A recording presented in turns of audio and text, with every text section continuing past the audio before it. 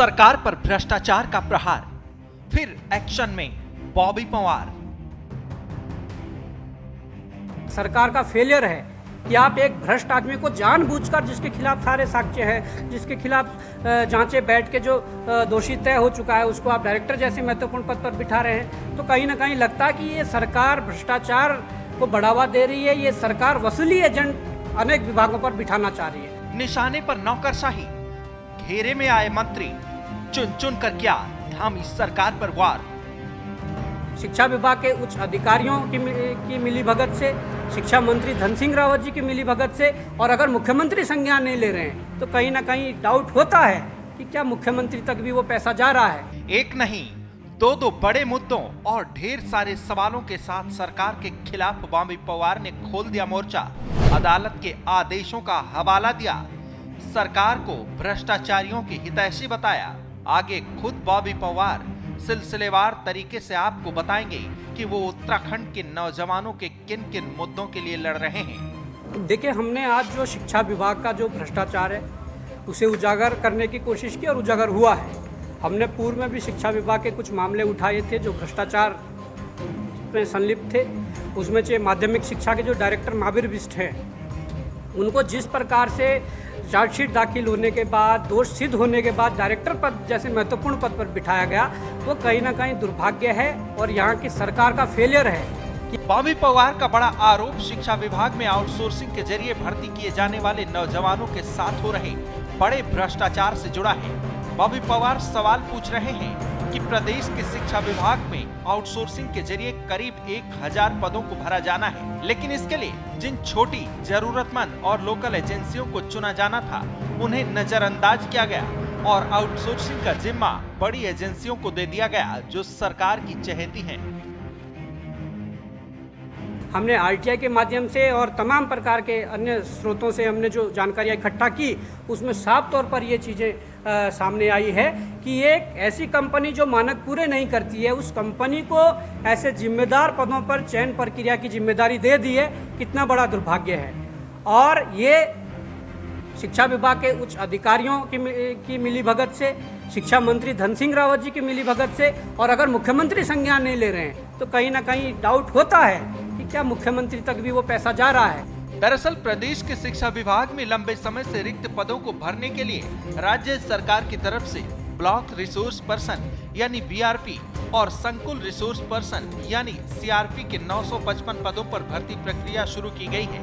इसे लेकर 29 जून से ऑनलाइन फॉर्म भरने की प्रक्रिया भी शुरू कर दी गई है। इन पदों को आउटसोर्सिंग के जरिए भरा जाना है, लेकिन इस मामले को बेरोजगार संघ के अध्यक्ष बॉबी पंवार ने ये कहते हुए तूल दे दिया कि ये सारी प्रक्रिया पारदर्शी नहीं है और इसमें बहुत बड़ा खेल चल रहा है।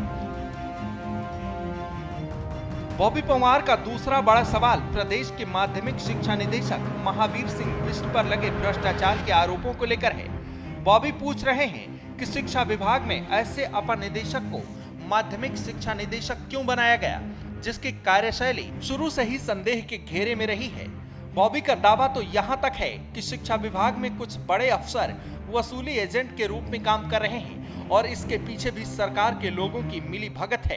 क्या आप एक भ्रष्ट आदमी को जानबूझकर, जिसके खिलाफ सारे साक्ष्य हैं, जिसके खिलाफ जांचें बैठ के जो दोषी तय हो चुका है, उसको आप डायरेक्टर जैसे महत्वपूर्ण पद पर बिठा रहे हैं, तो कहीं ना कहीं लगता है कि ये सरकार भ्रष्टाचार को बढ़ावा दे रही है, ये सरकार वसूली एजेंट अनेक विभागों पर बिठाना चाह रही है। बॉबी पंवार शिक्षा विभाग से जुड़े इस मुद्दे पर सीएम धामी के साथ साथ उनके शिक्षा और स्वास्थ्य मंत्री धन सिंह रावत को घेर रहे हैं, कोर्ट के आदेशों का हवाला भी दे रहे हैं।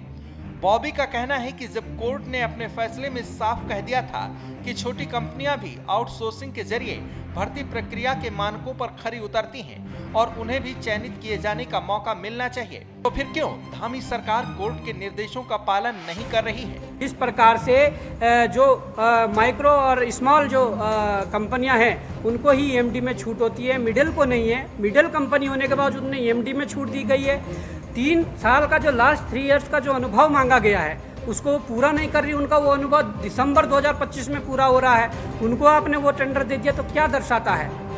उसके बाद और जो चीज़ें हैं, तमाम प्रकार की जो हमने चीज़ें उजागर की है, तो इससे तो साफ साफ ये सामने आता है कि हमने जो कोर्ट का जजमेंट, डबल बेंच का जो जजमेंट था, वो चीफ जस्टिस रितु बहारी जी और राकेश थपलियाल जी का जो जजमेंट है, उसमें साफ लिखा हुआ है, जो कंपनी कोर्ट गई, उत्तराखंड की जो कंपनी है, उसको उन्होंने वेल क्वालिफाइड बताया कि आप इसमें फुली क्वालिफाइड हो और आपको मिलना चाहिए।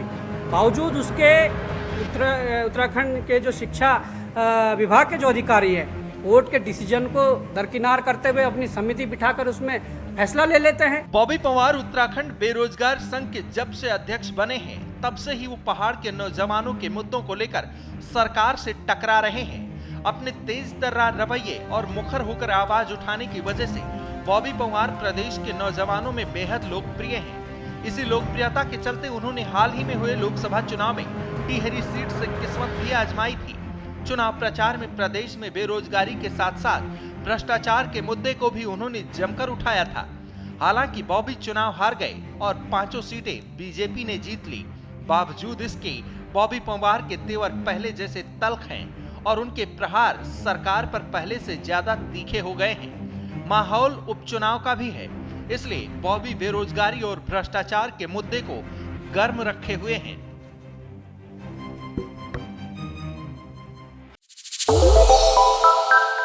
श्रेष्ठ उत्तराखंड पर खबरों से जुड़े रहने के लिए चैनल को सब्सक्राइब और लाइक करें, बेल आइकन दबाएं और देखते रहें श्रेष्ठ उत्तराखंड।